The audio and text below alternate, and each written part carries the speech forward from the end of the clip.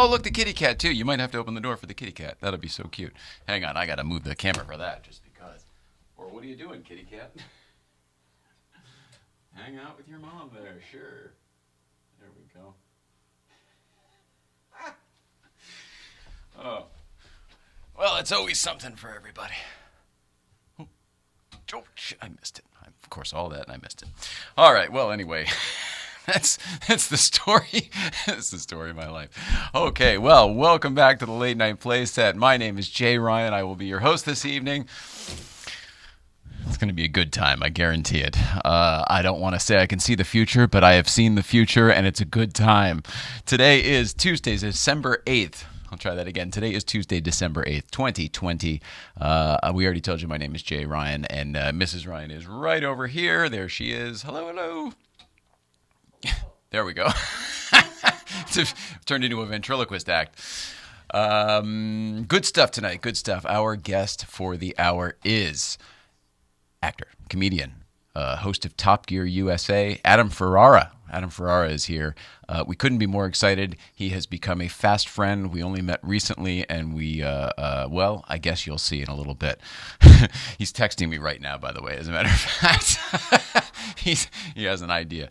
So we're going to get right into that. But I want to, oh gosh, here we go. But I want to tell you a little story real quick. The other day, we were up at Breakfast Club. Great time up at Breakfast Club. Shout out to everybody who came up. This was Friday of last week, and our buddy Guards Rad, David Torres, has been back at Breakfast Club. He's one of the original guys almost, and started coming in the very, very beginning, over 3 years ago for sure. And it's no secret that I drive people's cars up there sometimes. Sometimes people want me to drive their cars. Sometimes I'm curious and may ask to drive somebody's car. And it's great fun. Sometimes we're checking setup. Sometimes we just want to know what a stock car is like. Maybe something new that we haven't driven. Something that kind of like the professionals do all the time. They're actually reviewing cars and things like that.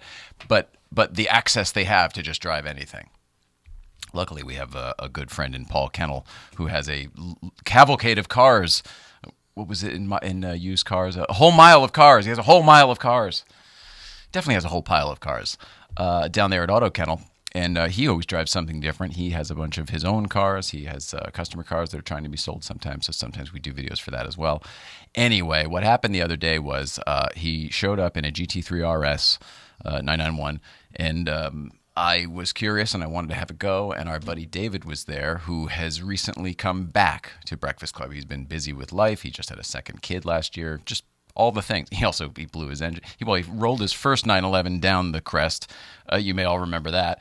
And in fact, it was the same day that this furniture was delivered to us, the actual David Letterman set. We were all excited. Oh, this is amazing. And then we get a text from Freddie at Newcomb's Ranch, which says, oh my God, Jay, is David okay? I was like, oh gosh. He was totally fine, luckily. But then he blew his engine in his second 911, the 77 Guards Rad. So that's been being rebuilt for the past year. So he hasn't been around as much. All cut to. He's very enthusiastic to be back. And that's what I want to tell you. He's so excited. And I couldn't be more excited to have my buddy back. With that, I invited him to come with me to take this GT3 RS out. While we were going, he had his cell phone with him, and he decided to start filming. Or maybe he was already filming, and he told me he was filming, whatever. And we got up to the top where we go to. There's a gate where it's closed currently. So this is a closed section of road, I should also say. That's fair, especially when you see the video. By the time we got to the top, he's like, I have an idea. First of all, I want one of these cars. This is amazing. I had no idea. But I have an idea, and he wanted to start making videos to try to do some sort of a segment with this. He's like, you're a really good driver, and everybody wants you to drive their cars anyway, and all of this. So we came up with a new segment. He came up with a new segment. This idea turned into, well, we had a little conference call when we got home that evening because he couldn't stop. He was cranking on it, and it turned into him editing overnight footage that we had, just from his cell phone, and then like Auto Kennel had taken some stuff, for that video. And he just sort of collected a couple of unintentional pieces of footage and put together a quick little, what they would call a proof of concept. It's not even a sizzle reel because we didn't intentionally shoot any of this footage. This isn't what the segment will be. We're introducing a new segment, but this isn't it. This is, thank God. It's so nice to have your energy back. I know that everyone else feels it. You need to know. You need to know it. I know you're COVID safe over there for now. When we have a guest coming in. So whatever. Okay. So anyway, it led to, all right, we drove 2-3 cars that day, all different types. He recorded all of them. I think this is actually going to become a thing. But for today, I just want to introduce to you something we're calling, what are you driving today? And this is the very first, this is not the very first segment. What would you say? This is a new segment, but this is not the very first edition of that segment. It's a pre-edition. Here now, please enjoy this pre-edition to a new segment entitled, What Are You Driving Today? Roll it out.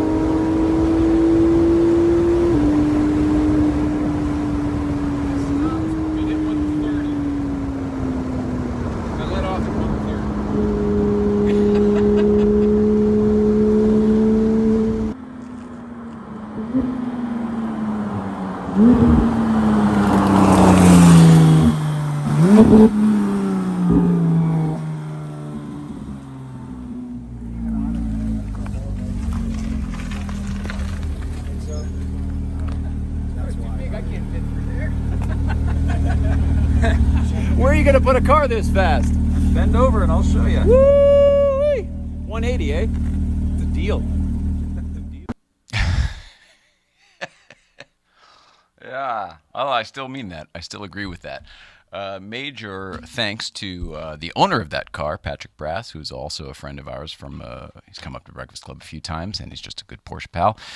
And a huge thanks to Auto Kennel for for facilitating it, allowing us to do it, and also capturing some of that footage, and also we did a little video for them as well. And huge thanks to David, Guards Rad, for having the idea, coming along for the ride, having the idea for a new segment, and then running with it. I know Mrs. Ryan's nodding over there. She knows a little bit of this. David's already purchased a new GoPro. He's bought some new suction mounts. He's investigating microphones. I am just talent here, folks. I have nothing to do with it. He is going to figure out all the cameras and placements and how to do all that. I literally will walk over and get in the car and drive it and talk and get out. I couldn't be more excited for that, to have a buddy who knows how to do the other stuff. And I'm excited just for something new. I think it's going to be great. People have been asking for some incorporation of the driving into the show, and we didn't know how to do it. That's the truth of it. We didn't know how to do it. This will be fun. Yeah, I agree. It's fun for me because we're doing it anyway. It's not extra work. We're already doing it, and it seems like people are interested in it. So we're gonna do more of it until you don't like it, and then we'll tell us what you do like. Start now. Tell us what you do like. We'll do more of that, perhaps, as long as it's not something that totally is awful and goes against our. But truly, we're pretty open. You'd be surprised. Anyway, that's what's going on. You saw me come in here with a mask before. It was a Hunziker mask. It is that time, folks. It's crazy. You need a mask. It used to be, hey, do you need a mask? Now it's, hey, you need a mask. So I'm telling you to go shop Hunziker because that's what I think you should do. It's certainly what I did. Oh, geez, all that. You didn't tell me. ShopHunziker.com. ShopHunziker.com. Nicholas Hunziker Fine Art. ShopHunziker.com. Mrs. Ryan, this arrived today, although I think it may just be a Christmas card, but it's from Porsche Friends, so I figured I would just go. This is from the, how does this work? Do I tell you who it's from, or do I open it and then tell you who it's from? What's the proper protocol here? Open it. Open it, okay.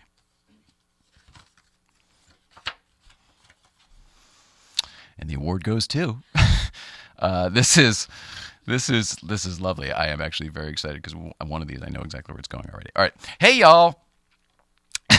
Hoping to get back out to hang next year. You guys are the best. Keep rolling strong. Thanks, Charles. It's from Charles Stanley. See, Stan. Pretty awesome. Good stuff. Shut up and drive. Rotor Supply. Shut up and drive. There you go. That's almost in the shot. We love you guys, and that'll go on the wall as well. All right, Mrs. Ryan, is that it? I think it's time to bring in our guest through the magic of television, of course, because today is December 8th, 2020. That's it, right? We're good? Oh, I got to tell you really quickly about St. Clair Insurance. St. Clair Insurance. We have some friends over at St. Clair Insurance, and you should too. They say all that separates men and boys is the coverage for their toys. St. Clair Insurance has coverage for your toys. What kind of coverage? Insurance coverage. What kind of toys? Today we're going to stick with automobiles. Do you have a collector car? Do you have anything that is insurable and has wheels of the motor vehicle variety? You should insure it. You should insure it. You should insure it. It's the law. I think it's the law everywhere. It's definitely here. I think it is. It's national, right? Like you have to have insurance. All right, so you got something with wheels, insure it through St. Clair Insurance. If you have a collector car, if you already have a Haggerty insurance, give St. Clair a call or check out coverageforyourtoys.com. Reason being, you can get yourself a rep.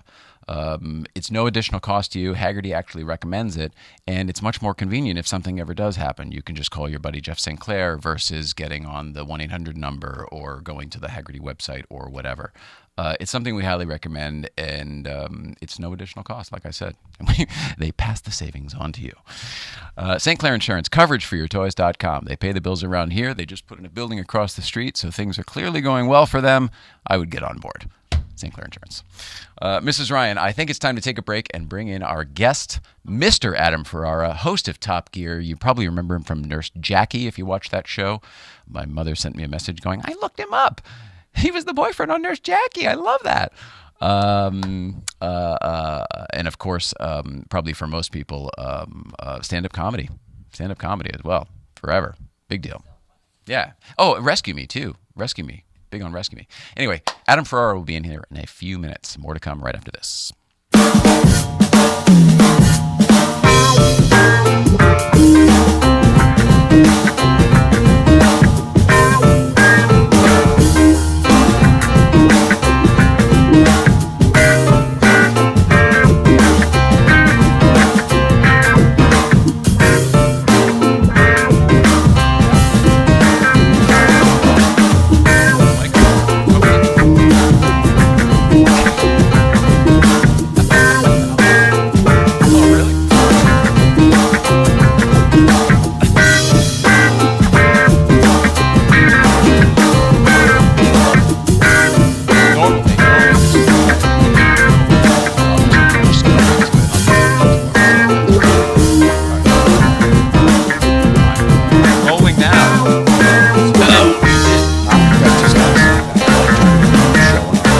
Listen, I put 411 gears in this. Your people need to know. Not just that. I don't know what I'm doing anyway. So now that you're here, you better know what you're doing. There's a lot of friggin' buttons here. It really looks professional, and we have a real guest, and then there's this guy. Anyway, welcome back to the Late Night Playset. My name is Jay Ryan, America's favorite weirdo. That's not true, but I'm my wife's favorite weirdo, and that works out well for us. Today is Tuesday, December 8th. Wink, wink. Perfect. 2020, and I am sitting here with what I would say he's a writer, he's a comedian, he's an actor, he's a host. Our car people probably know you from Top Gear. Mm-hmm. USA or Top Gear America? I always got that confused. Is it the same? I think it's the same. It's just it's our show. We're a lot like America. We started in London, started in England. Oh, if you back it up yeah, far enough. If you back it up far enough, yeah. We started and then, we got pissed off. We dumped some tea. Well, what was it though? Did it matter? Was there actually? I don't think it mattered. I think it was U.S. to be honest with you. Okay. Because well, we were U.S. and all that. Adam Ferrara is here. Hi, there Adam. we go. Good to see you. Thanks for having. Thanks for Thank you, having Mrs. me Ryan. here. Thanks for coming over. Yeah. For everyone else, this did not come together as our usual guest appearances do. No. Somebody introduced us a week or so ago at a Cars and Coffee. Yep. Sean Winograd, one of the producers on Top Gear. Right. And all I knew was I didn't talk to anybody else for the rest of the car show. And then eventually, after an hour or so, your friends were like, "Well, we're thinking about taking off. What do you think? You ready to go?" I think we went down a rabbit hole. A little bit. We brought up some car thing, got our interest, and we just kept going down. Couldn't even remember. And then the Letterman stuff, and I'm just a fan of yours for a long time. So thanks for being here. Sure. All of this stuff. I only have 3 topics I want to talk to you about today. Okay. And I have no questions about them. I figure we'll just go wherever like we did the other day. Sure. Comedy, cars. You're uniquely qualified to be on this show because those are the 2 things we talk about. Perfect. And I would like to talk about your acting. As Okay, well, great. because you've I done have some one topic amazing about stuff. you, and it's this set. All right. What do you want to know? This is great. This is I'm sure everybody knows which was my camera. I don't have a good side. Right now you're 4. Wherever the red light is. All right. Hello. People know that this was the Letterman set. Some people do. Some people- Everybody knows. Only some people care. All right. I'm one of the people that care. Nice. This is amazing. This is the actual desk. I sat on that side. Yeah. When I did Letterman, and I looked. This is just amazing to You me. did it a couple times. I did it. Yeah, I did it. But the first time I did it, I got bumped. Okay. Yeah. So we're in the green room. And, So you get to go there and everything. All right. I've only heard these stories about people getting bumped, but I've never had somebody who's been bumped. Okay. So Here's what happens. You walk in. You get the gig, and so I go into. It was at the Ed Sullivan Theater, and I tell my mother and father because they're from Long Island, and that's pretty big. Huge. For me, it is because we grew up watching it. Look, I'm not one of those guys that buy the set. That's a special kind of guy. I just went. What? You bought the set. That's a special kind of fan. No. We got it from the museum. There was the show gave it to. So a you museum. stole it. The show gave it to a museum, and a museum was looking to make some room, and I got the right phone call. That's the truth. great. That's the truth. Yeah, and it was a museum in Queens, very close to your Long Island. Really? Folks. Yeah. A museum in Queens. That's great. Queens Museum. Come on in. This is important shit we got here.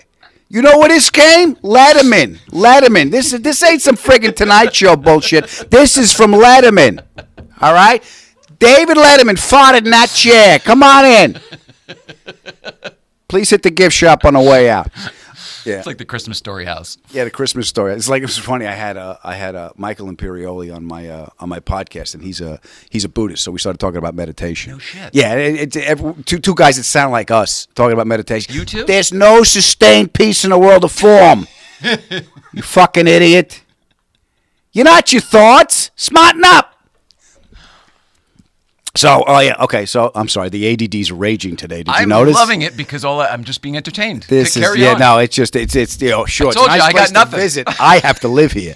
So yeah, it's all over the friggin' place. My ADD. So anyway, I get the call. I get the gig to do Letterman, and a friend of mine was producing the comedy segments at the time, Eddie Brill. Sure, for years and years. Yeah, Eddie Brill. did. Yeah. So I went in early, and my parents are from Long Island, so that's where I grew up. So they had to come into the city. Now that's a big ordeal for my city. To get parents from Long Island into the city. To get Yes. first of all, Italians to travel is big. They paint the basement red and green. They live down there. They don't even go all over their own house. That's right. Columbus had to go to Spain to get the fucking boats. That's true. So they say. So to get he's doing Letterman. Joe Adams doing Letterman. When? Next week. We got to go into the city. What time? I don't know. I think it's at 5 o'clock. It's the middle of friggin' rush hour. Push it up. Right. So they come into the city, and we get them in early. As in, like, for his schedule, we should Yeah. reschedule the Letterman's They schedule. don't really understand. I'm on a show now. I'm on a CBS All Access show called Why Women Kill. It's their streaming show. Oh gosh, don't tell my wife that. She's gonna. What? She's gonna. It's gonna be in the queue immediately. Yeah, that was the creator of Desperate Housewife. Mark Cherry created it. Oh, okay. And it's got Lucy Liu. It's got Jennifer Goodwin. Alicia Coppola plays my wife. Oh, wow. And but it's on CBS All Access, which is a streaming service. It's a paywall, as I like to say. Right? Whatever. You know what it is? It's an hour and a half explaining to my mother. What channel? Right. I see. What? What streams? When? When does the stream happen? It's easier for me to get the actors, fly them to New York, and just act it out in her living room. Because she's not going to. And here's what I don't understand about my mother. I'm getting to the story, bro. It's okay. Here's what I don't understand about my mother. It's like, I probably, like, she likes the Outlander. Like, I like the Outlander. Okay, Ma. So she can't. I had to buy her a Fire Stick and to figure it out because that's how she's got to get it. Amazon Fire Stick? Whatever it is. I don't know. Basically, I had to. Here's how everything gets fixed in my house. I don't have all this technical, you have all this shit going on. You know what technical support in my house is? Honey! It doesn't fucking work! Honey! I turned it off and I turned it on. I'm done. That's all I know how to do.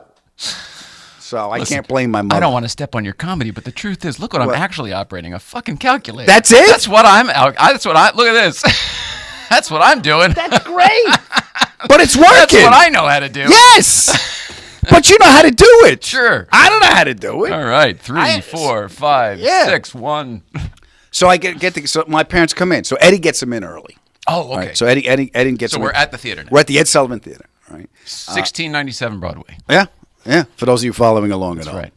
So Eddie gets him in early. He takes me out to the stage just to get me. It's a shiny floor show. Yeah, but this is your first time. First time doing Letterman. So it's a big deal being out there. That's where the Beatles performed. Yeah, being on in that my spot head. is a big deal. Looking out at the seats. Yeah, it's the Ed Sullivan thing. The moment wasn't lost on me. The Beatles and all that. The Honeymooners were done on that stage. Yes. My dad used to go see them tape. It's amazing. You know why they moved the Honeymooners to Miami? No. Oh yeah, I did hear this. Go ahead. Yeah, he moved so he could play golf year round. Jackie Gleason. Jackie Gleason played golf year round, and he was married to. He married his first wife was a devout Catholic. Wouldn't give him a divorce. Yes. So he moved there, and the mayor.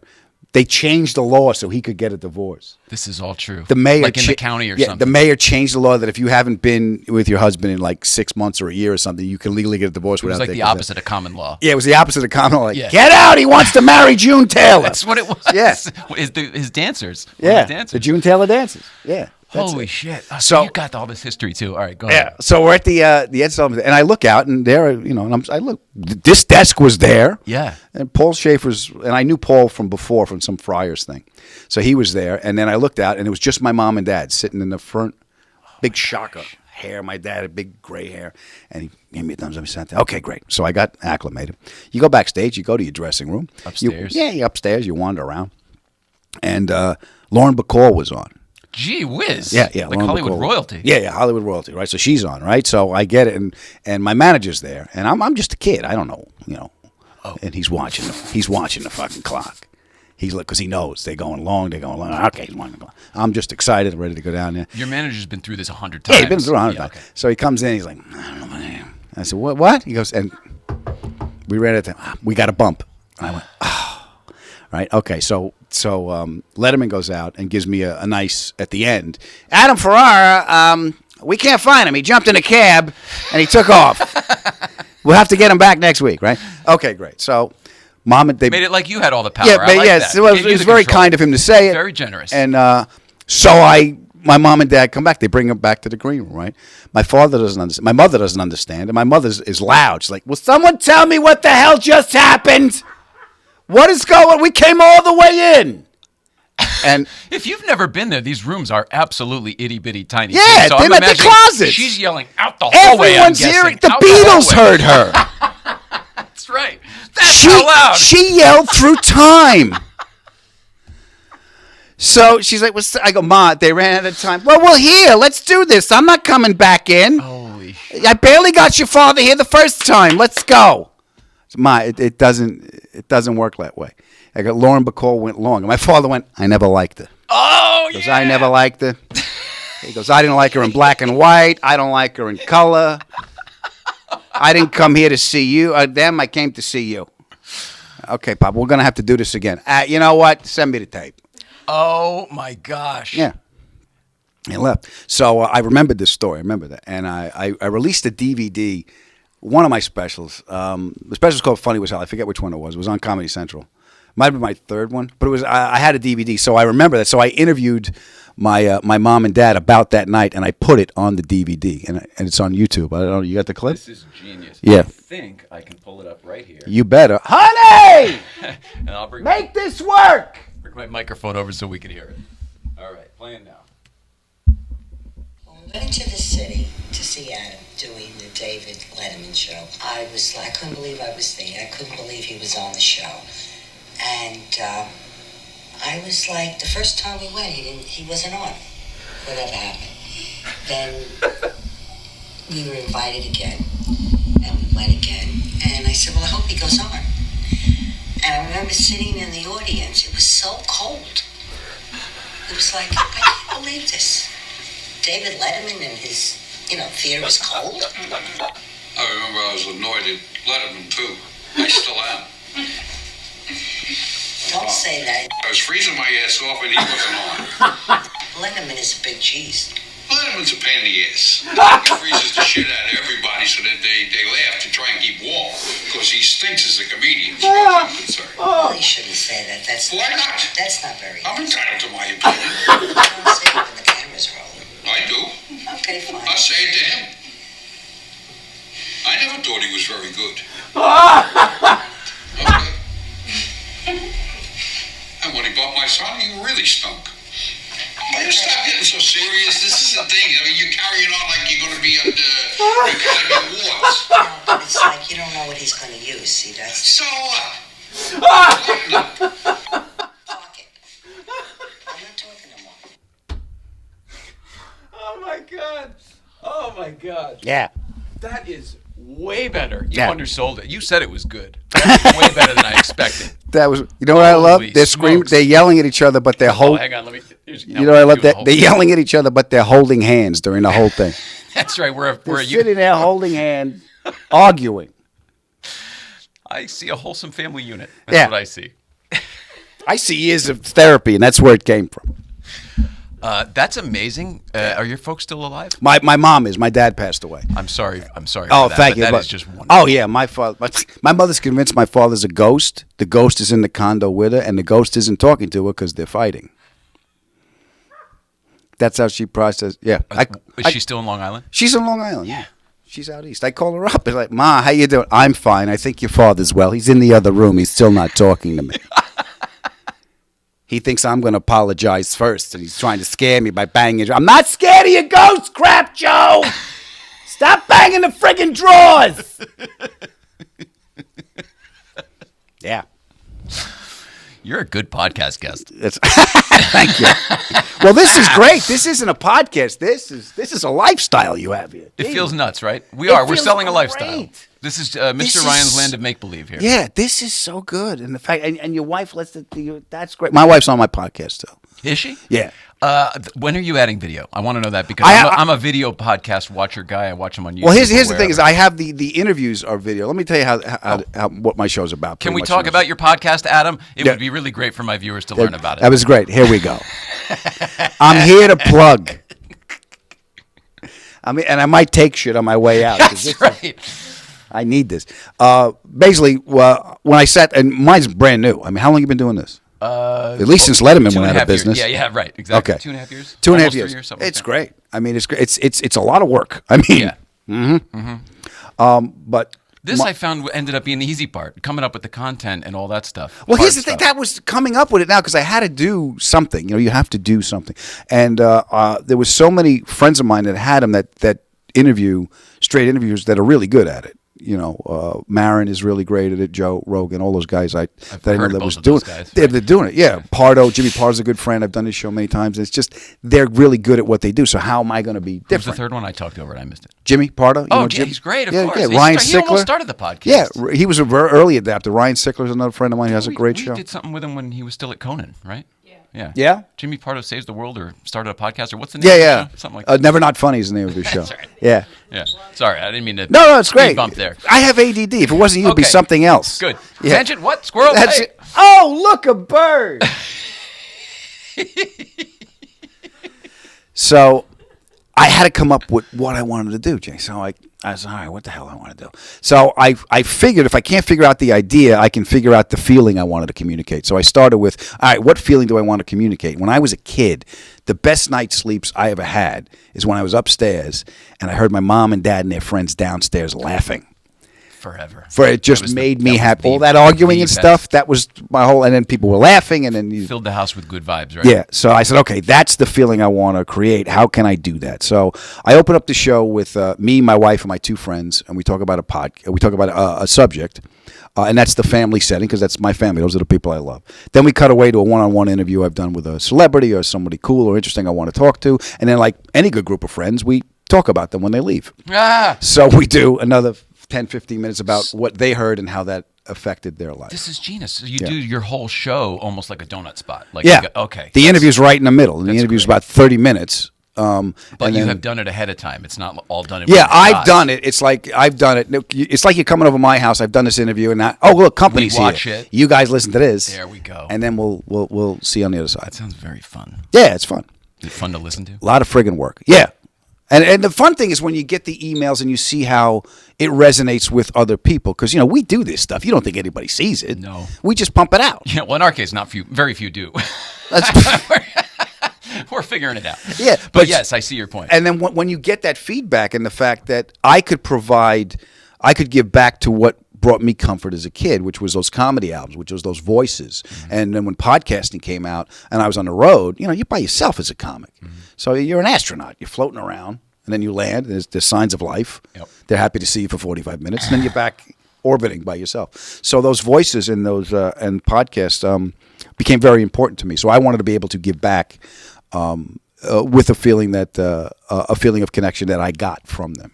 Does that make any sense? Yeah, it does. And it also sounds like you're doing it for a reason versus just you got to do something, which is Yeah, what you no, originally said. I wanted to do. You You're have to taking produce. something and you're doing it in a good way. Yeah, Sounds like. yeah. The intention is to unite, and the intention is pure. Now the execution, it's a lot of work, but the intention is to provide for others. I absolutely love that. We have a thing where it's we're broadcasting love and good vibes because we figured we got to move the needle somehow. Mm-hmm. Yeah, Maybe somehow, every yeah. little bit. How did you come to that? You mentioned being a Buddhist before? No, I'm not. I'm a recovering Catholic. Okay. Yeah, he's dead. Your fault. Stop it! Don't touch it. Do you meditate? I do. Yeah, I do too. Yeah, I think okay. that's fantastic. Yeah. I'm wondering if that may be why we hit it off. We were just vibing at a similar frequency. Yeah, we walked in, and plus you had a bitchin' Porsche. Okay. I thought that was pretty cool too. I was like, What you came in something awesome that day too? Were you in a Land I was in Rover? Defender. Yeah, that that came was in an old cool. Defender. Yeah, that was fun. That was a good. That was a great show. Jay showed up in his. Was that a '69 Miura? Jay Leno, by Yeah. the way, we should say, not me. And I don't know what year, but yeah, that Miura is. It was gorgeous. Yeah, hard to. He back did up, my apparently. podcast. How was that? That was great. We were working together at the Comedy Magic Club Sunday nights. Sunday nights, and I brought the mics, and I said, Jay, do you mind? Yeah, sure. So we between shows, and Just did it in the green. we did the Commons green room. Yeah, we did it right there. So, and that was the thing I discovered when I started it. Like all those guys I mentioned before, all those helped me. And this is a community of people that are trying to do this that will reach out to each other. I can't help you but call this guy. So I got a lot of advice and a lot of support. So I'm very grateful for that. That's fantastic. You do yours from your house as well? Yeah, Right? I got Garage? in my garage. Yeah, I have 3 garages and 1 wife, so I don't have any garages. Well, I saw your setup though. It's awesome. Yeah. It's, Yeah. What happened is You've got that a real studio too. yeah, I robbed a museum in Queens. Hey, back to that. We didn't rob anything. No, yeah, I You said. don't know my history, right? You know that I did actually steal this microphone from David Letterman when I was a kid. Hey, I And need that- plausible that deniability. is I true. didn't hear That is what true. you No, said. they all know it, but so whenever you say that, perhaps I have a little bit of. Well, I don't know. Tell me how you stole the mic. I got let into the Ed Sullivan Theater one night, Right. as a kid, Right. No joke. And I'll take And I this. found it in the basement. It wasn't on set. No. That seems like it would be important. Yeah, and I think because it wasn't on set, I told myself it wasn't. Oh, okay. Oh, so wait a minute. Now, was Letterman already gone at that point, and they just put the set downstairs, or was Letterman still functioning when you got in? Or? No, I was a kid. This was 1996. Okay, so I you're in stole there it off his desk. He 96. complained about it the next night. I went back the following weekend and gave him a microphone that I had made for my little high school television show that was sort of like this, you know. But I was like obsessed, so I did everything just like Dave, and I like used my allowance and bought a microphone and all that stuff. Wow. Yeah. So I decided to return mine and keep his. Smart. And I went to his house and I gave it to him, and he eventually. So were took you it the after a while. stalker? Are you the stalker we all hear about? It was the same time as that woman who would break into his house. It was the 90s. That's great. You've done all this stuff as a kid. I Get out of lived- the house. Get out of the house now. He did this shit as a kid. It's going to manifest as an adult. I'll distract him. Open the friggin' door. It's already happened. Buy new clothes. There's nothing Change here your you name. need. So yeah, it was a thing. Yeah. It was a thing. It was a total. Now, what thing. was your? How did you get in? What was your connection to Letterman that you had access to the theater? No, man. I can't believe you want to talk about this. Yeah, I'll I'm talk here. about it with you. I was obsessed. I was drawing pictures of like the set and of all Okay. the stuff. I was gonna go work for him someday. That was Right. my thing. I lived in the same town he did, so it was Okay. not like a stretch. Okay. Like where he lived when he did the show. All right. Oh, I'm going to the gas station and I got a problem and I'm gonna tell him about it on the show. Right. There's a guy at the high school. I'm gonna tell him about it. How old are you now? Right now? No, not now. Now, was like at the time. 1990. 19. So at the time, you're how old? Like 13 when 13, I found all right, so you're a kid, you're something like 13. that. Yeah. All right. I was the very impressionable and a very underdeveloped, very mature but underdeveloped 13-year-old. Okay, underdeveloped in what sense? I thought I was. Your grip on I thought reality? Yeah, I thought I was very mature Okay, at the good. time. Now! Break left! What do you need to see? You're not safe. Well, now I'm rethinking the whole thing. I'm kidding, no.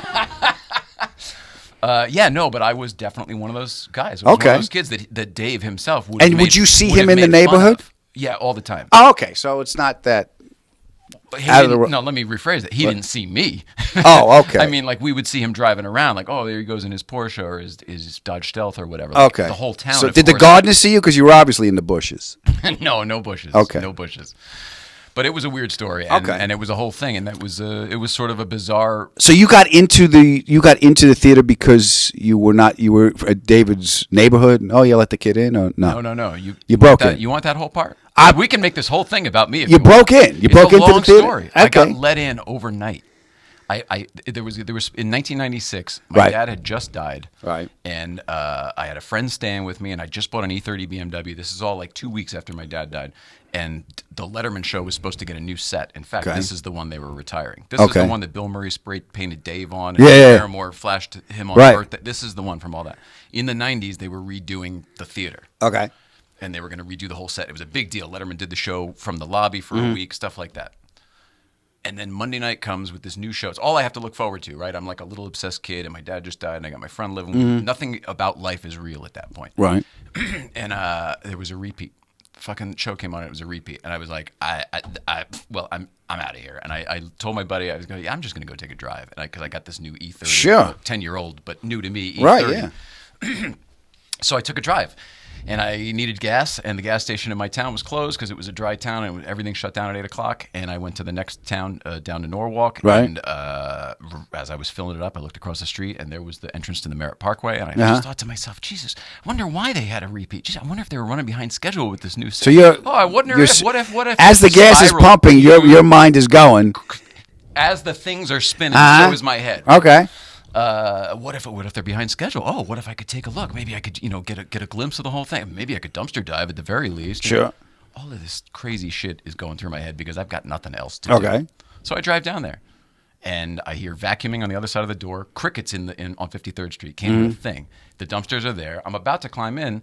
Not climb in, but like peek over the Sure, side. sure.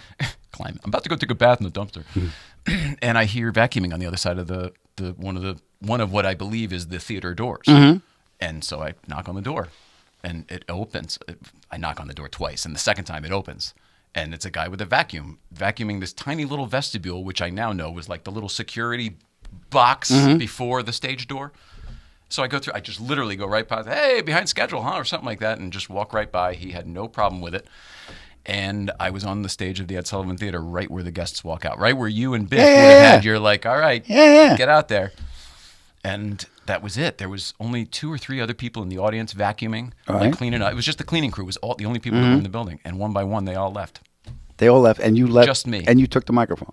I explored the whole place. I explored the new set. This was when it went from buildings to bridges, like the bridges we all know. Yeah. I was the first person to see them. Okay, so you're sitting there, you're looking around, you're Looking around everywhere. You're all flipping catwalks, out. I went in the balcony, up the spiral staircase. Right, I did it all. you're tinkling Paul's piano. I played Anton's drums because I knew how to do that. And the piano. Oh my God, you're pretty good. I did all of that, exactly. Sure, I would too. It was a little playland that I got allowed to go play with. That's it great. Was Now my late night Playset. let's get to the felony. When do you take that? I found a staircase. After going up a bunch, I found a staircase that went down underneath the theater, and it did go down and underneath, and it was like And it was also You've been the down spiral staircase off to the right where Eddie used to stand. It's exactly. It was under that. Exactly right. Yeah. And I went under that, and then it took me someplace else to other doors. Most of the things were locked. I wasn't like trying to steal anything, but I was kind of like, well, where the fuck does this go? I'm learning everything. 'Cause in my mind, still, I'm a kid who's going to work there someday. So I'm like, oh, I'll have the lay of the land. I'll learn everything. That's great. So you're projecting into the future. Your own reality is now forming into your head. Get out! Get out! Are you getting this?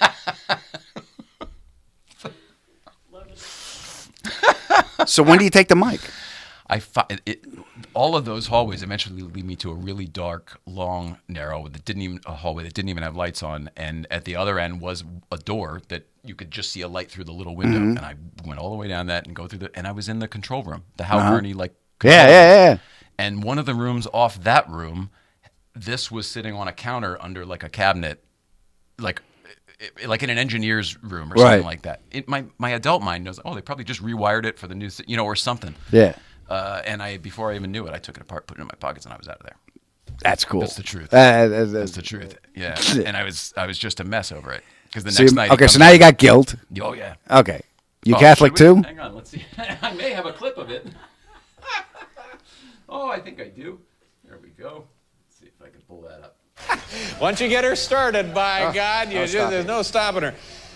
I've noticed 2 problems with the new set. What? Well, one, this microphone is higher than it needs to be. Now, what's that about? Well, it's because the other microphone, the one that's been on the desk for 2.5 years here and 13.5 years at NBC, last night that was stolen. You're kidding. Now, that was stolen. So we had to replace it with this other new, and it occurs to me that we stole that microphone from NBC. So, and the other thing is there's no window here now, so when I do this, what do we get? See? We used to have some kind of satisfying sound effect that, I don't know. Some things to work out. We'll have some meetings and we'll take care of those. That's great. Well done. So yeah, I sunk into the sofa when that happened because I had just alienated my hero and my future boss, and my friend who was staying with me erupts off the couch. Yeah, he's talking about you. He was so excited. He's like, "You're on the map," and I was like, "Not in the right way." So and I had to figure out something I could do to somehow remedy the situation without blowing my cover that I was the one who ruined it because I was then going to work there someday. Still, you thought you were going to work there. I was a kid. Okay, I get it. And now you're an adult, and nothing's changed. It changed for a long time, about 20 years, and then life got crazy. And the truth is, we sort of did a little Back to the Future, and we went back, and this is that time again, without a doubt. That's I great. feel 19 years old again. That's when you find something that triggers that feeling in you. It's because I had and I hate to go back to the show, but the conversations I've been having with other people is is what's in my head. I had Paul Reiser on the show because he's got a new show called There's Johnny about the Tonight Show in the 70s.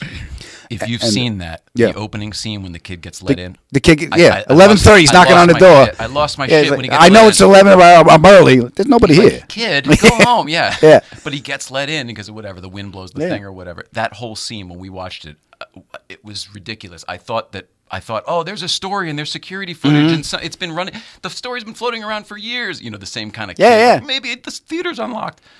We would love to have Paul Reiser here someday. Yeah. That's amazing. Oh, he's a sweet man, great storyteller, and that show that he had, he was a big fan of the Tonight Show, and that was a big thing for him. He's also a big Beatles fan, as am I. That's why my Abbey Road. studio is Abbey Normal Studios. Abbey Knoll. Yes. Do not use this brain. But Abby someone. yeah, Abbey Normal. I believe that was the name.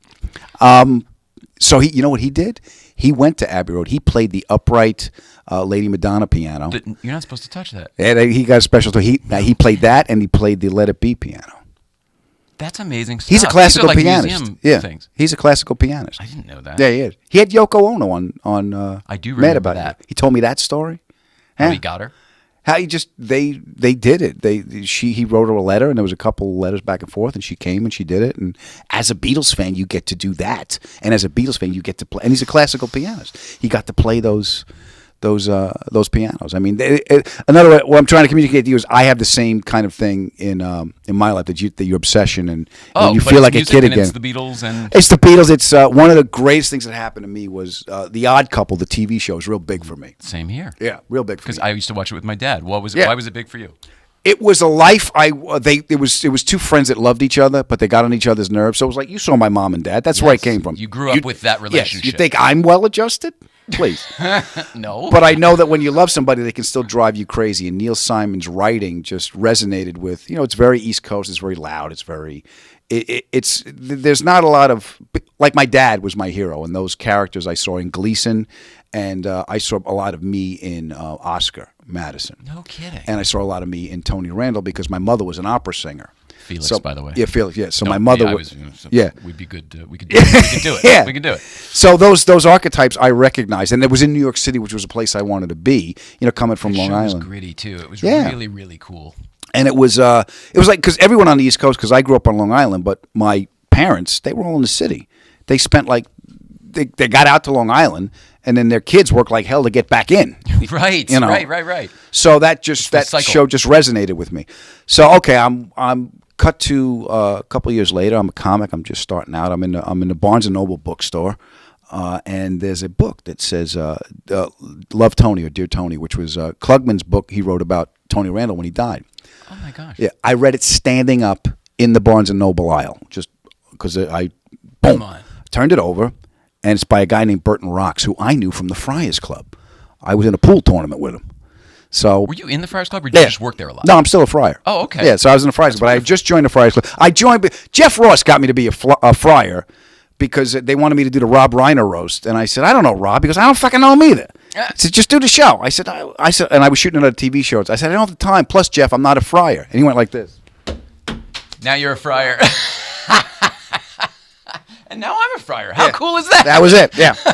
Yeah.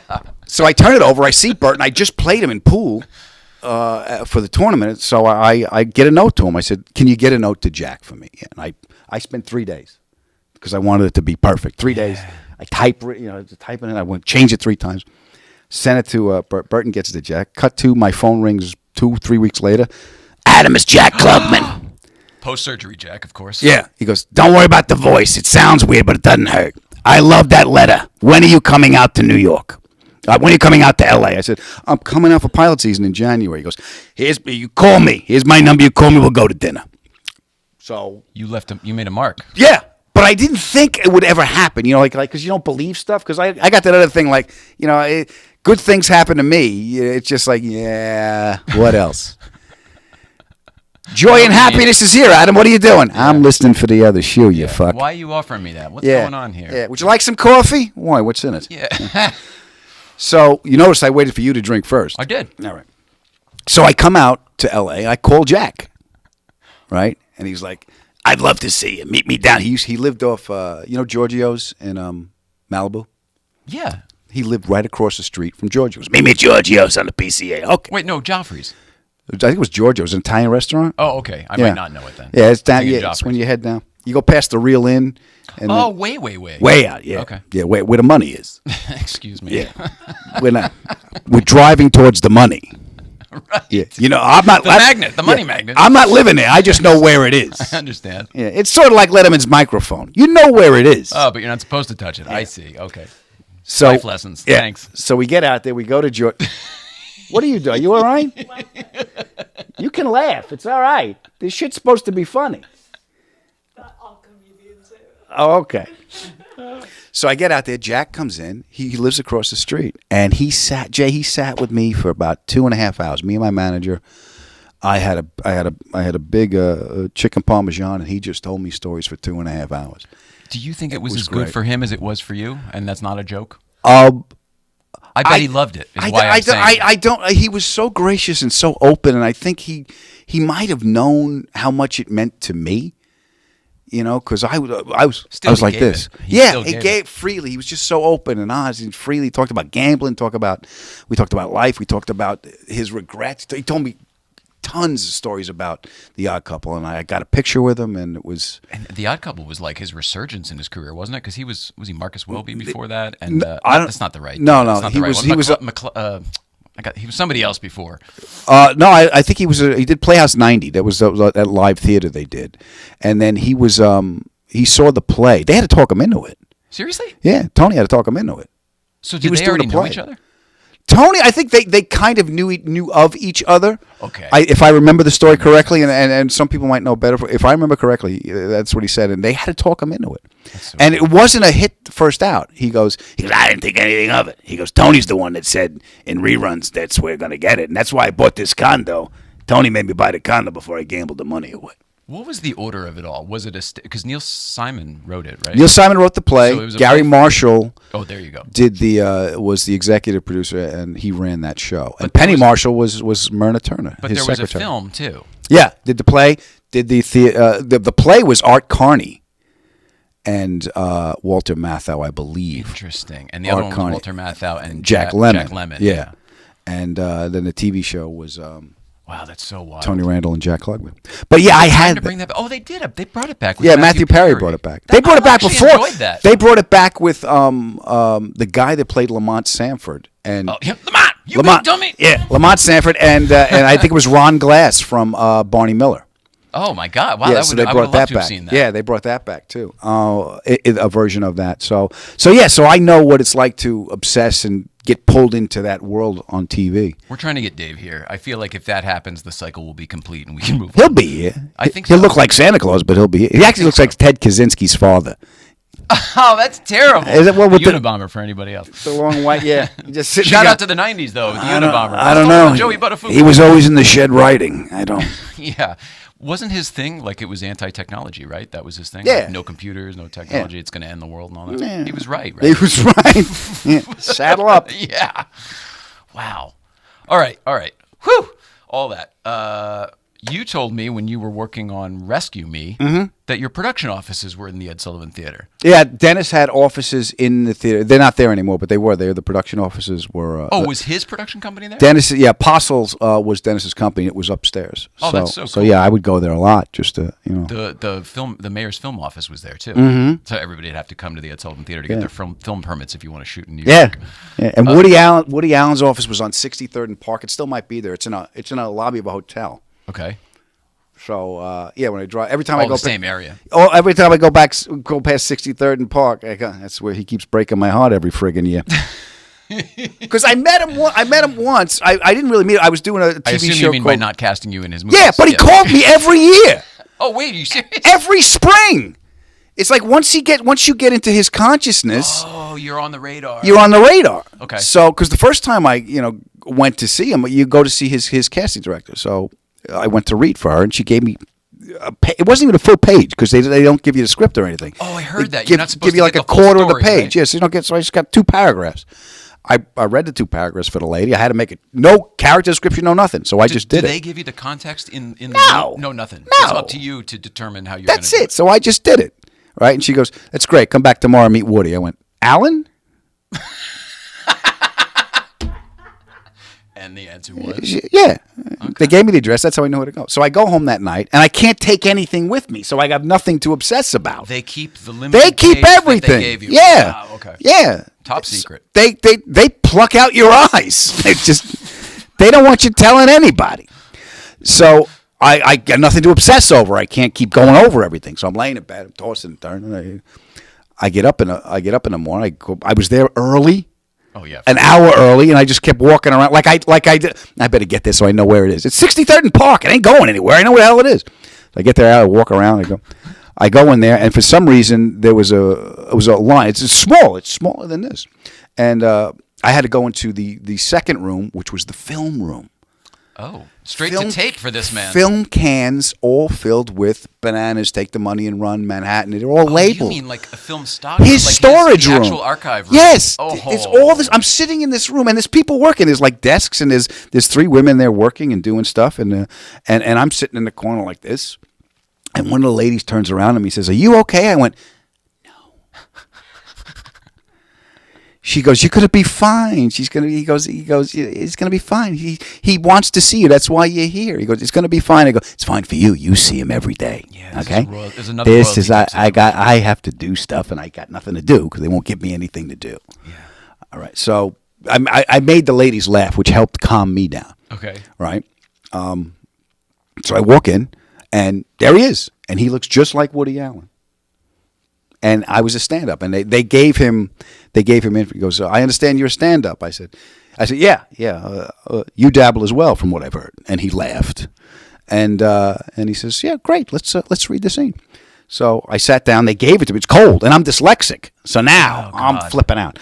So, but I remembered the last 2 paragraphs from the last time because I was obsessing about it, and they just added something else. So I just knew I had to focus on that one. So I took a minute. I read with the lady. He didn't even look at me, Jay. He was like this. He goes, "That sounds perfect. Thank you for coming in." I said, "Great. Take care." Feeling or something? I don't. He Like was. by vibe? What do I know? Maybe something vibrates. What the hell do I know? So I left. Great. I get the call. My manager calls me. He goes, "Woody loved you." I said, "You did?" "Yeah." He goes, "Yeah, you didn't get the part, but he loves you." I go, "What?" He goes, "This is good. You're on his radar." Okay. So I didn't get the part. I forget what movie it was. But every spring he would call me back because he did a movie, And every spring I had to go up there again, and there's no side. Now you don't read I anything. think I'd stop going. I couldn't take that every time. Well, now there's no sides this time. Every time you go back, it's like this. It's 5 minutes. Hi, good to see you again. How's things? Good. Still playing the clarinet? Good. You got to practice every day, kid. I make him laugh, and then he leaves. He goes, "That's good. Take care." I left. Never got a role. Went back 4 or 5 times, but I never got a role. Wow. Yeah, it's in his head. It's all in his head. Maybe he didn't like the banter. I don't know what it was. Because you're nervous. He likes working with comedians, doesn't he? Doesn't he put comedians in his roles sometimes? If I worked for him, I could answer that question. Oh, shit. Yeah, no, I don't. But it was one of those things where I got to see him several times and for a brief minute, but I never really worked for him. Wow, that's wild. But being in New York, that's like, there. Letterman is there. You see people all the time. It is. They're institutions. Yeah. Robert De Niro downtown. It's all the same kind of thing. Yeah. Well, I was trying to segue over to Rescue Me, though. Rescue Me was a hell of a show that Had fun. everybody I know absolutely loved and adored. There's a segment on this show that you didn't get a chance to see. We didn't do it today, but it's called East Coast Feed, and it's my childhood buddy from the East Coast. That's fun. Who now works at BMW in Ridgefield, Connecticut. So he's got his little segment in the whole thing. It was one of his favorite shows. Oh, cool. One of his all-time favorite Tell shows. him I And said he's hello. He's a proper New Yorker guy from Queens. He ate it up. All right. And I'd like a 39 Veritas. Can I get one of those? What is that? The BMW Veritas, a 39? I don't even know what it is. Is that the old pull it up. fancy, It's an old one. It's got big wings on it. Pull it up. You pull it up. Pull it up. I don't want to touch it. I'll break this stuff. This is actually over here for the co-pilot. This is the co-driver's position. All right. Hold on. Put in. Say it again. BMW Veritas. All right. Chat amongst yourselves. VER. TAS, I believe.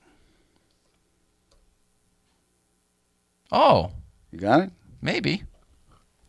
Yes, here? that's it. All right. Look at that. Look at that thing. That's what we're talking about. Where's the back of it? Yeah, look at that. That's wild. Oh, that looks like League That of cool. Extraordinary Gentlemen and stuff. Yeah, it looks like a Dick Tracy villain car. And Batman a little bit. Holy Yeah. crap. Wow, I don't know this car. That's crazy. Yeah, I sat in the original Batmobile. Oh, yeah? Yeah. What, at the auction? No, at Barrett Jackson. I worked for Barrett Jackson, and I was in the showroom, and they had the one that went for over $4 million. Yeah. Yeah, this isn't fiberglass. I sat in it. I'm shit. like this, and I'm a kid again. I'm like, oh. It was built like 2 blocks from here. Yeah, it was built at Barris's place Yeah. over here. We used to go to City Walk Chinese and just look in there because they had the Monkey Mobile, and I would sit there and eat my fried Hysterical. rice. Yeah, they used to have a Knight Rider and a DeLorean, all sorts of stuff. Yeah, it was all kinds of stuff. I restored the screen-used Back to the Future car. You did? Well, a team of people, but I was one of the people who got it done. That's great. Yeah. I haven't I'm totally into that stuff. I built the Ghostbusters car and the DeLorean. I wanted a '59 hearse before the Ghostbusters. Like, son of Before a it? bitch. Yes. I wanted to because it looked Harold like and Maude? No, that was a 59, wasn't it? I don't remember. But I wanted why were you drawn to it? because I wanted it looked like a monster's car with the big fins and the two lights, and I always like a hearse. I don't know why. On Top Gear, I've been trying to get a hearse for years. We eventually did one. I made a mail Jeep out of it. I delivered the mail in a hearse.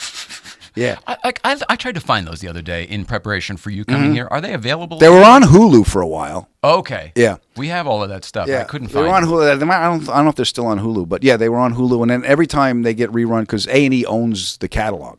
So sometimes they're on FYI. Okay. But yeah, I made a mail delivery out of a hearse because I figured, look, any packages I could put it in the back, and if they're really big packages, I put them in someone else's car, turn on the lights, and go, hey, you want to get through traffic? Put this in your car, follow me. And I didn't want to get out of the car, so I put an air cannon off the side of it by the passenger seat. So I would drive, and I would put the packages in the air cannon, and I would shoot the air cannon at people's houses. As, like a T-shirt, like thump, Yeah. or the bank in the old Yeah. days. Just- Oh my God. Yeah. So it was cool. And we ended up using that hearse a That was couple cool. times. Yeah. We turned it into the Death Mobile. We put big organ pipes, exhaust out of it, and they chased us for, so I forget, we're on a dirt track, and I was in a 66 Caddy, I think it was a Seville. I don't know what it was. But I was in this big monster Caddy, and we were being chased by death. I think it was our Cars for Life episode. That's amazing. That was fun. Was it Fury Road where there was a raked 59 in that too? It could be, Fury yeah. Road? Yeah, I saw that, and then when I saw that, and the 68 390 Fastback, the Bullet car, is one of my favorites. Did you ever have one? Would you have a Mustang? I do a lot of stuff with Shelby, and I just like Mustang. I'll be honest, I like the Camaros, I like the Challengers too, but for the money and for the balance of the car, the Mustang's fucking great. Yeah, it's you're into kind that car for under a 5-liter. It's kind of amazing what you can get. 50 grand. Around 50 grand for a 5-liter. Makes a lot of noise. You can and still actually get goes. a manual. The balance of the car is great. You know, I like the Camaro, but they're tough to see out of. It's like I'm low riding against my will. They're all chopped by the factory. Yeah. And the Challengers, they're fun, but that's a big girl. I can't find the corners. That's a wide. No, you can hear them. Scream. What kind of cars are you into? Like, what is you? I like old muscle, and I like old pre-catalytic converter stuff. I had a dirty cars. You like dirty cars? dirty baby. I bought the piano car from Top Gear, which was a 70 deuce and a quarter. The piano on the roof. Yeah, the one with the piano on the I roof. remember that. Yeah, I bought that, and took the piano off. Oh, well, I'm out. Bridges. Bridges, yeah. Took the Super piano Dave. off, yeah. And I split the exhaust in it. It has the 455 in it. And I didn't put headers in it because it's not that kind of car. Mm-hmm. But I split the exhaust, and there's no cat, so I got 2.5-inch pipes. Oh, God, that must rumble. Oh, it gives a nice growl. Yeah. So I got 2.5-inch pipes coming right out of the manifold, and 2 chrome turn downs under the bumper. The guy who had Does that rumble the seat? I mean, you can feel that in the seats, right? Oh, you can feel it in your fillings. Yeah, okay. And the guy we bought it from a drug dealer in San Diego, and he didn't heat the springs, he cut them. Oh, so that's yeah. what they did in the old days. He cut Rookie them. mistake. Yeah. Yeah. So I had to go over speed Can you tell bumps. people why that's bad? Why that's bad to cut why, the springs? Why it's different? Yeah. You think to yourself, oh, I'll just take a link or two out. Yeah, no, but now there's Coil or two out. it's just bad. There's no give. There's no spring in the springs. It's like, why don't you just straighten a slinky? Have fun There with you that, go. kids. So, Have but fun yeah, with that, kids. It's a very fun toy once it's straight. Right? yeah, it's wire. That was in Ghostbusters. Yeah. So I like that. I will tell you though, the Bullet car is my favorite, but I like the '67 better. So do I. I like that Eleanor even. Yeah, there's less. It's not as chunky looking. I was gonna say it too. It's slender, but it still has the Yeah, flair. they got the proportions right in '67. Because if you look at the '66, the rake of the fastback in the '66 was like it's too severe. I agree with that. that. Doesn't this? I agree with that. And the '68, the seat pillar vent is too chunky, and the body's with too that. chunky. So I saw a guy do a replica at Barrett Jackson. I forget which auction I was at, but they give me a camera crew. I walk around and I Just talk to people. I talk to cars. I give you Really? information about the cars, and I do try to hopefully make people laugh. But a guy did a '67 replica. Highland green, raised it. He had a Momo wheel in it. He had the big cue ball shifter in it. It was beautiful. What's replica about it? Oh, they made a Bullet A car. Restomod. Yeah, Okay. they did a Restomod of the Bullet car. Oh, Restomod. But they took a '67, not a '68. Okay. And the Restomods, they work. Right. It's You drive nice. it. It's Yeah. nice to take a. It's nice not to have drum brakes. I got them on the Buick. Leaf springs. I'll tell the kids about the leaf springs. I don't know. So, but yeah, and that was beautiful. And I was like, that's what I was something like that I would do. What is your favorite car you've ever owned? I'm assuming you That owned Deuce a and a bunch of cars. Quarter was one of my favorite. Yeah, that Deuce and a Quarter was my favorite. Because you know why? My grandfather had that car. It had Sentimental value. Yeah, he had the 4-door, and I just remember that big piece of body molding. That it went the length of the car. It had little skirts on the back of it. Okay. And it was the ugliest fucking green. Your grandfather's was. Yeah, it was the ugliest green. It was terrible. My grandfather It was. had You an all ugly right? green car. You still here? What'd I tell you? So we get the car on the set. I open up the trunk. I look at the back trunk lid. It's the same color. It's that factory puke green. And I cranked it over and just it had a little ticking because I think one of the lifters were ticking. So I'm like, it needs oil and it's just shitty color. This is my grandfather's car. unbelievable. Yeah. So I bought that car. I haven't had a lot of cars because of budget and room and the wife. Yeah. She eats every day. Were you a car guy before Yeah. Top Gear? I can't fix them. I can't. The Not carburetor, I'm done. Yeah. Carburetor's gone. I had half a shot of carburetor. Here's the reason I like cars. I got into cars because my dad could fix anything.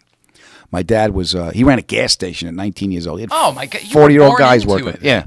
Yeah. So the comedy was actually more of the No, the stretch. comedy was what I could do. Here's the thing with my dad. It's like I wanted to be near my dad, and he was always in the garage. He was always working on stuff. So I understand cars. He explained them to me. But I don't have that if-then go-to statement, that mechanical ability. So one day, I'm working on the car. I'm not really working on it. I'm doing the best I can.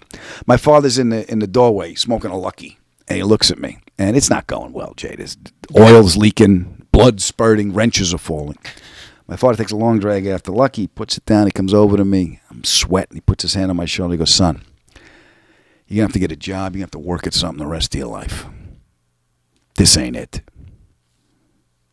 No shit. Yeah, 'cause you're going to go hungry if you try to fix cars for a living. You're going to have to do something else.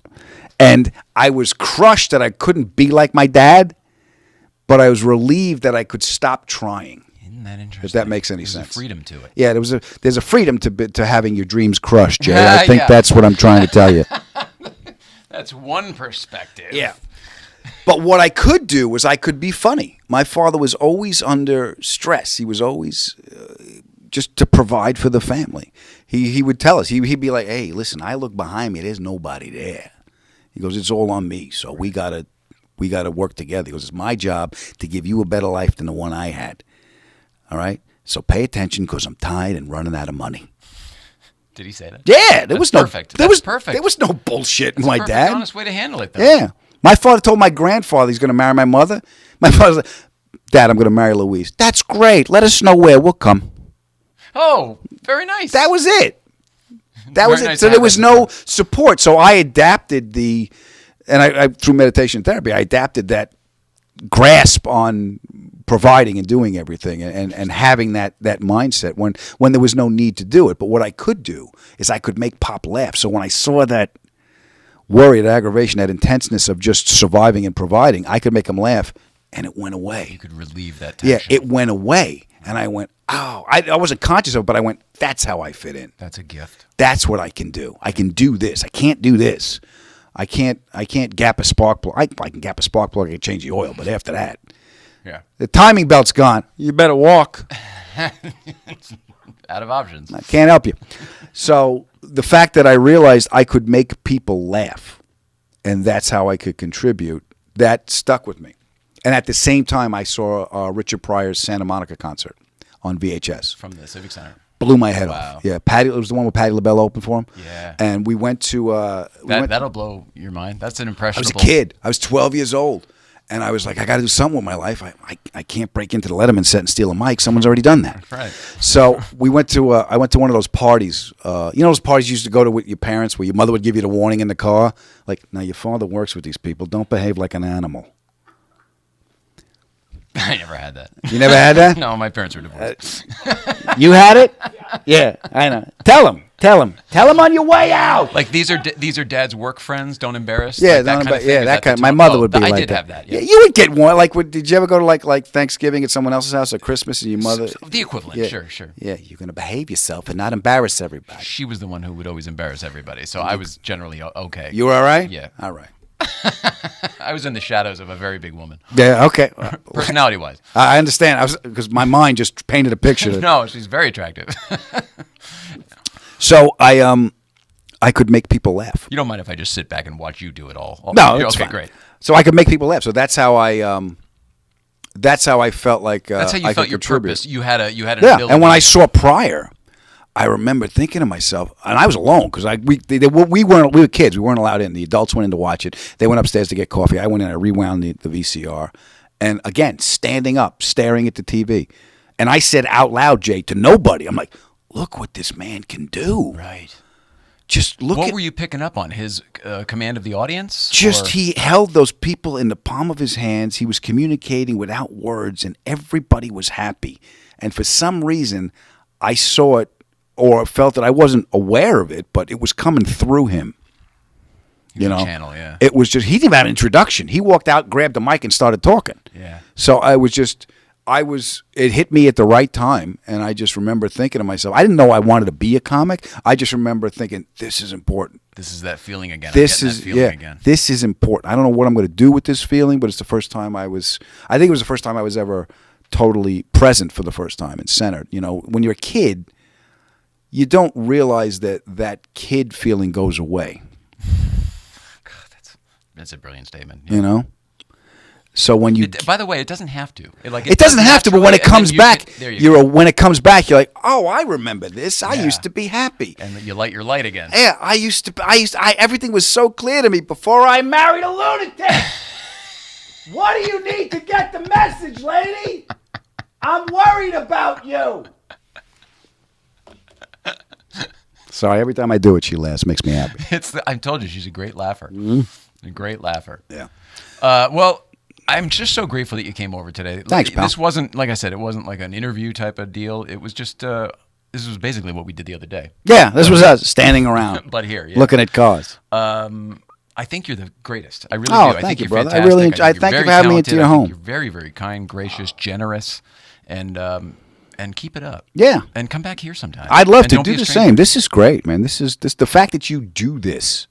And one of the things I learned in this pandemic is I really enjoy the feeling of people overcoming shit and just doing this in your house. I did a show in Pennsylvania.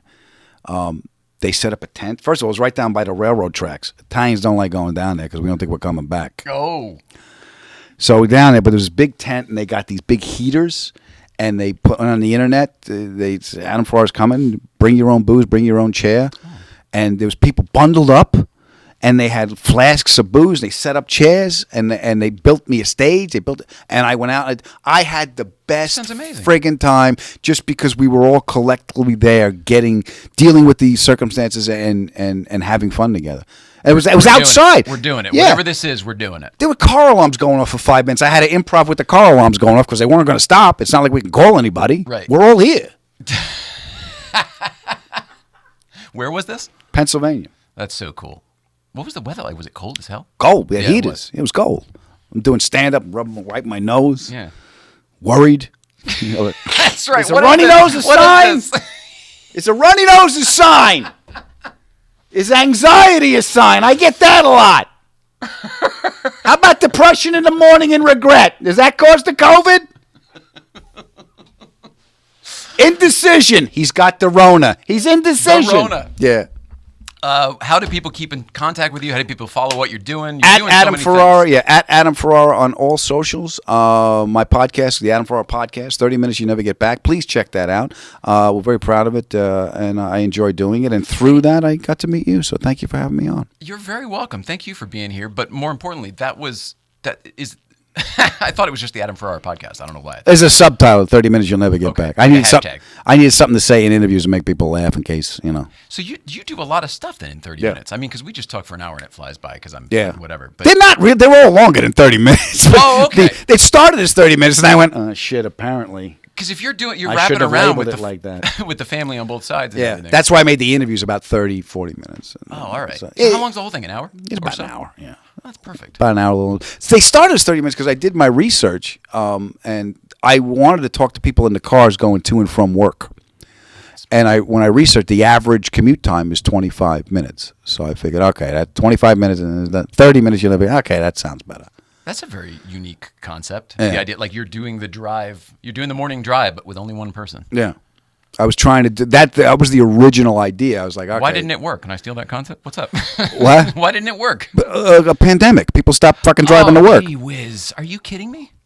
You haven't heard? Oh, yeah, no, I did hear. But that was the deal? Yeah. You should keep that in your hip pocket. That's a great idea. Yeah. I love it. Great. But I think it should and now I said it on TV. Yeah, I'll lose this. I wouldn't worry about it. All right, Adam Ferrara, I think you're fantastic. I Good to love see you, brother. I love you. I love you. Mrs. Ryan, Adam Ferrara. Thank you, Mrs. Ryan. Thank you, guys. All right, everybody else. Stay tuned. Thursday we'll be back with from that Flat Six Love Affair, Bart Kukins. Let's call the whole thing. Oh, Heyo. You say Anis. Can you be here every day? Seriously. All right. Thanks so much. We love you at home. Please love one another, and we'll see you out there. That's Adam Ferrara. Hi, Mrs. Ryan. This is for my wife. She's not going to believe it. Look at this set.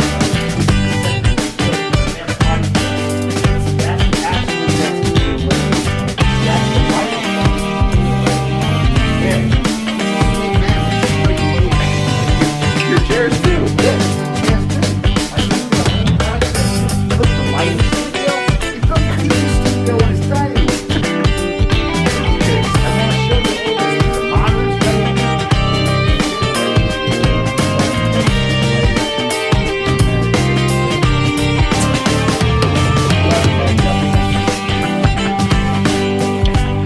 Let me know when you want the B-roll.